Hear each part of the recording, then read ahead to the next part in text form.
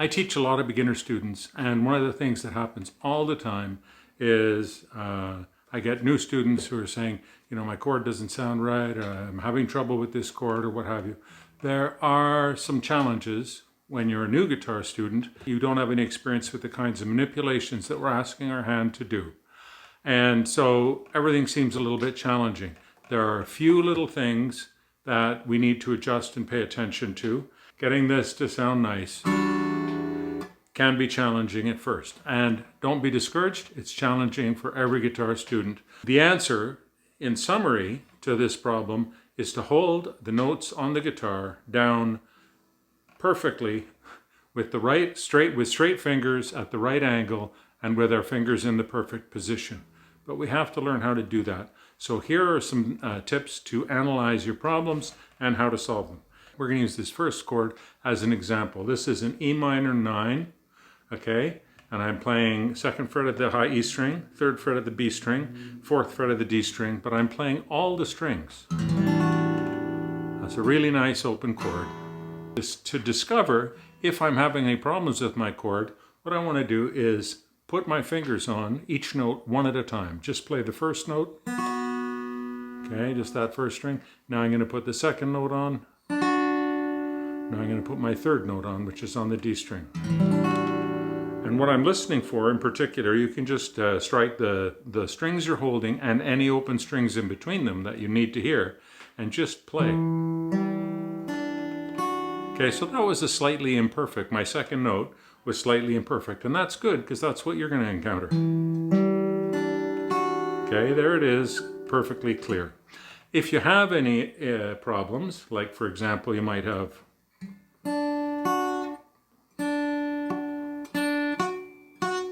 then that tells us what we need to work on, where the problem note is. Let's work our way through this. The first most important thing that you're going to work on is what I call the crocodile grip. First of all, the guitar to your body. The back of the guitar should be flat to your chest, okay? You see a lot of people with their guitar out like this. The problem with your guitar out like this, okay, it looks very rockabilly, but the problem is that it stretches your arm out. Now your arm is all being used up just to reach your guitar out to a groovy angle, and it makes your fingers very short, okay? You can't afford to have short fingers. Same thing with your thumb up like this.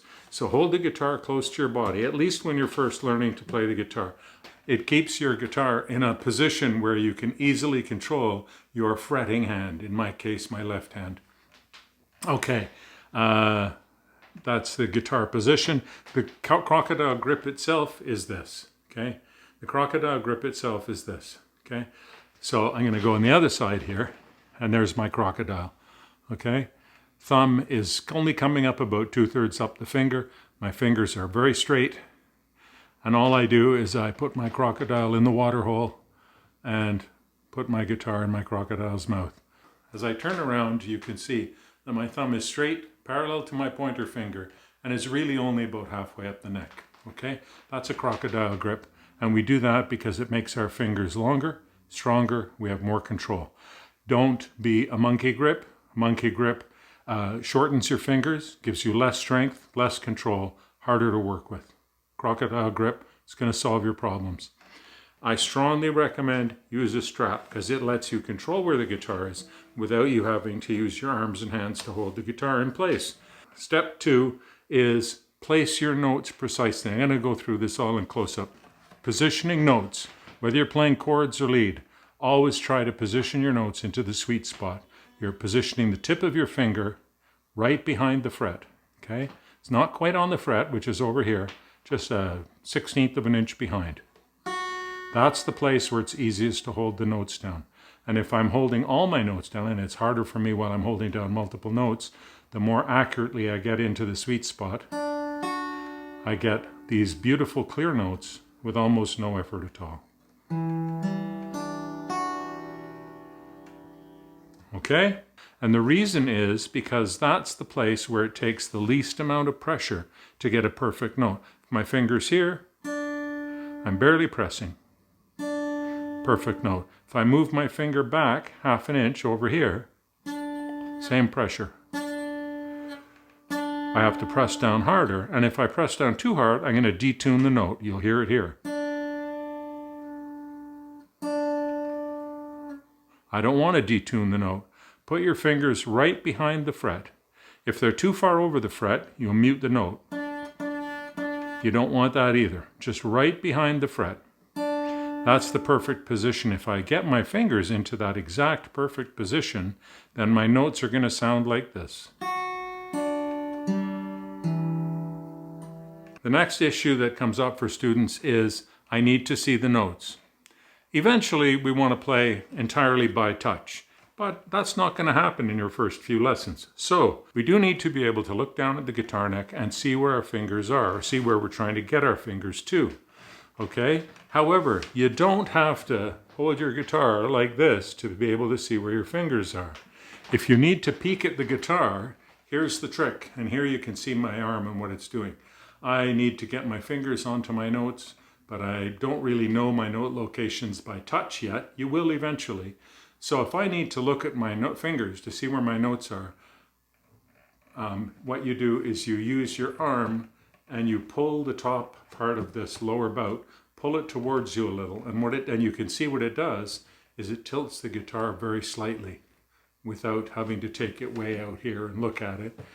You're just giving it a slight tilt, and as you look down, you'll be able to see that I can see where my fingers are with that slight tilt. And after you've got your fingers in place, let go. You don't have to keep the guitar tilted up like that. You just want to tilt it up like that while you're learning where the notes are and where to put your fingers. It's flat here. I lean on it and it tilts up a little. And when it tilts up a little, that's enough of an angle that I can look down at my fingers and see where my fingers are. So just tilt your guitar when you need to look. And once your fingers are on, you don't need to keep looking. Just look when you're positioning your fingers and you're going to be fine. The next thing that comes up for students is I can't control my hand, or I can't get my hand, so I'm holding down these two notes, but when I position my note on the B string, then I drag my middle finger over. So I get my middle finger's good. When I put my ring finger down, then I get middle finger's good, but, ring finger's down, but then my middle finger's dragged over. And you get that sound. So here's the issue. You need to get used to positioning your fingers a little farther apart. So here's a warm-up stretch that's really, really good to do, and it'll condition your hands into being able to control the lateral movement of your fingers. All you do, and you can do this just when you're watching TV, or if you want to freak out your roommate, it's also good for that. Put your hands up like this. Okay, use both hands because it's a nice symmetrical exercise. Now stretch your hands so that your fingers are spread as wide apart as you can. You're going to be feeling it in the muscles and ligaments that are in between the base of your fingers. So spread your fingers out. Now try to count to 10 and keep them as stretched out as you can. 2, 3, 4, 5, 6. Keep them spread wide. 9, 10. Relax them. Shake your hands out. Shake your hands out. Okay? And you can do it again. Don't hurt your hands. Don't push too hard. But you want to push as hard as you can without pain. Okay? Stretch them out. And what that does is that gives you a broad span in your fingers. So you can play chords like this. Now, you're never going to have to play chords like this in your first few years of guitar, at least. So don't worry about playing a chord like this. Okay, this is just a strange example that lets you see that your hand can spread really far apart. So playing an E minor 9 like this, where your fingers are all relatively close, is quite doable, but it's a lot more comfortable when you're doing this if you've practiced the tree frog hand stretch and get your hands used to moving laterally. And then what we're going to do when we've done some tree frog stretching, we're going to make sure that each note is in exactly the sweet spot, right before the fret. And we're going to have enough stretch in our fingers that I can get both of these notes one fret apart and get a clear note on each one. And that's what we're trying to do. The next issue that is super, super common is what I call fat belly fingers. Okay? So what happens is when I'm holding a note down, I'm going to go this way to show you. When I'm holding a note down, If my fingers are too low an angle, if my fingers are down like this instead of upright, then what happens is the belly of my finger, this part of the finger is the belly lies down on the note underneath where you're holding. So I'm holding on the D string here, and the belly of that finger is lying on the G string, and that's going to give me this sound. And all I do is push my elbow forward, and you can see the change in the angle. Push your elbow forward maybe an inch, half an inch, until the belly's off the next string, and then you get nice clear notes. So that's how you get the fat belly of your fingers from lying across the string underneath. When you need to play, in this particular example, we're playing an E minor ninth, so we're playing these notes, and we are using the open G string. So I have to make sure that my pointer's belly is not lying on the G string. So I push my elbow forward to rotate my fingers into a more straight or perpendicular angle, and then I get this. So that's how you solve fat belly fingers. Okay? Finally, when you've done the whole thing, when you've made all these adjustments and played with your chord a little bit, then put your chord together again, one note at a time. Play the note on the E string in this example. Then add the ring finger. I'm going into the perfect position, the sweet spot on the string. And then play both those notes, and then add your third note. Make sure your fat belly isn't lying on the G string, and then you're going to just play those 4 strings.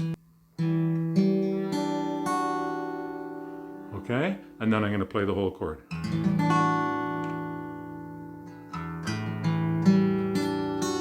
And each note sounds good. Okay? So those are 5 tips to help you. Okay? The crocodile grip, part 1 and 2. The chomping hand, and also the close guitar to your body. Number 2, always play with your finger right in the sweet spot, the spot right before the fret. Number 3 is, if you need to peak, remember you peak by angling your guitar back slightly. You don't look down at it, you just keep it in this position and angle it back by pushing it a little bit towards you on this lower bout here.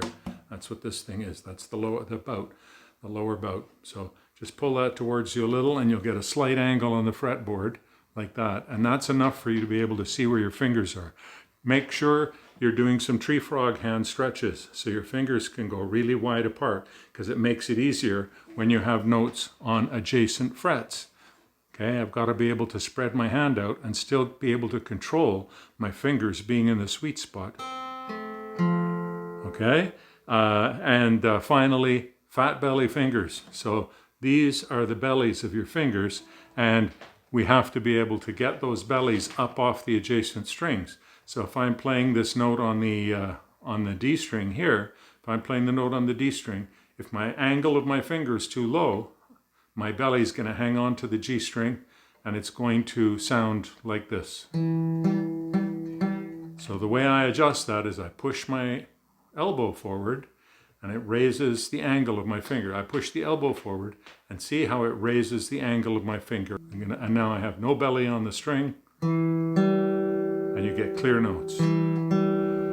Okay, so I hope that's helpful. Come on back and visit me soon. There's lots of beginner material here on the channel. I look forward to seeing you again soon.